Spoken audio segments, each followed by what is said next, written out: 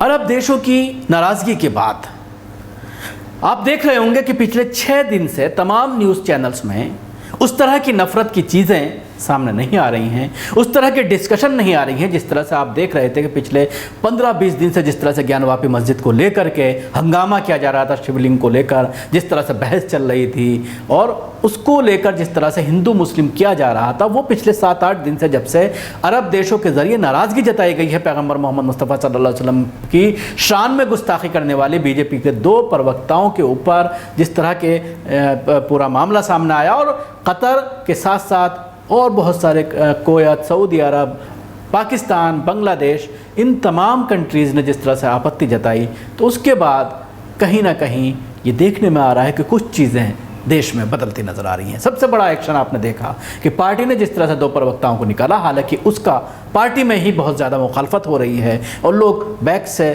उनकी सपोर्ट करते हुए नज़र आ रहे हैं। नुपुर शर्मा को जिस तरह से सिक्योरिटी दी गई, लेकिन अब एक जो मामला सामने आया है ज्ञानवापी मामले में, जिस तरह से पूजा की इजाज़त मांगने के लिए कुछ संत पहुँचे थे कि वहाँ पर इजाज़त दी जाए, जिसको शिवलिंग कहा जा रहा है।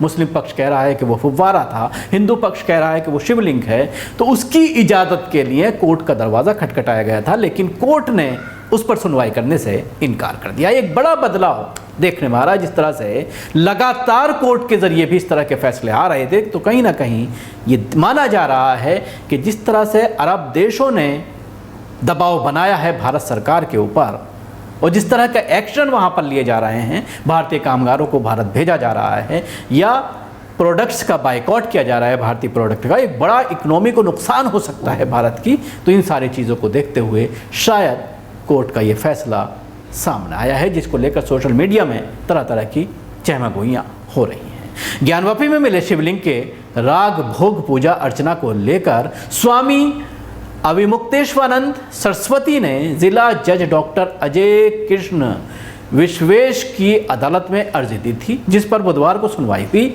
याचिका को निरस्त करते हुए जिला जज ने कहा है कि श्रीमाक्ष्वश के बाद नया वाद दाखिल करने के लिए वादी स्वतंत्र है। ज्ञानवापी में मिले शिवलिंग के राग भोग पूजा अर्चना की याचिका को अदालत ने बुधवार को खारिज कर दिया। स्वामी अविमुक्तेश्वरानंद सरस्वती ने जिला जज डॉक्टर अजय कृष्ण विश्वेश की अदालत में अर्जी दी थी, जिस पर बुधवार को सुनवाई हुई। अधिवक्ता ने इस वाद को अर्जेंट वाद का बताकर ग्रीष्मावकाश में वेकेशनल जज से सुनवाने की मांग की थी, जिस पर जिला जज ने टिप्पणी करते हुए इसे अर्जेंट वाद मानने से इनकार कर दिया।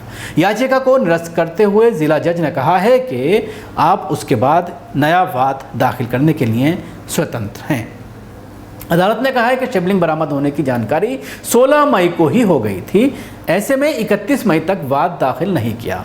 ऐसे में ग्रीष्मावकाश के आवेदन दाखिल करना वाद की अर्जेंसी नहीं है, अर्जेंट सुनवाई का वाद निरस्त किया जाता है। इससे पहले मंगलवार को ज्ञानवापी में मिले शिवलिंग के राग भोग पूजन अर्चना की मांग को लेकर मंगलवार को जिला जज की अदालत में सुनवाई पूरी कर ली गई। राग भोग के लिए अनुमति देने की याचिका के लिए वादी पक्ष के अधिवक्ताओं ने करीब आधे घंटे तक दलीलें दी। अदालत ने सुनवाई के बाद आदेश के लिए पत्रावली सुरक्षित कर ली। अब इस मामले में अदालत के फैसले का इंतजार है। ज्ञानवापी में पूजन अर्चना से रोके जाने पर अन्न जल त्याग कर अनशन पर बैठे स्वामी अविमुक्तेश्वरानंद सरस्वती ने बुधवार सुबह 108 घंटे बाद गुरु के आदेश पर जल ग्रहण किया। शिवलिंग पूजन की मांग को लेकर वे बीते शनिवार सुबह से अनशन पर थे और उनका स्वास्थ्य भी गिरता जा रहा था। बुधवार को केदार मठ स्थित श्री विद्यामठ में स्वामी अविमुक्तेश्वरानंद ने भगवान आदि विश्वेश्वर की पाटुकाओं का प्रतीक पूजन कर सुबह 7 बजे निर्लज तपस्या संपन्न करने की घोषणा की।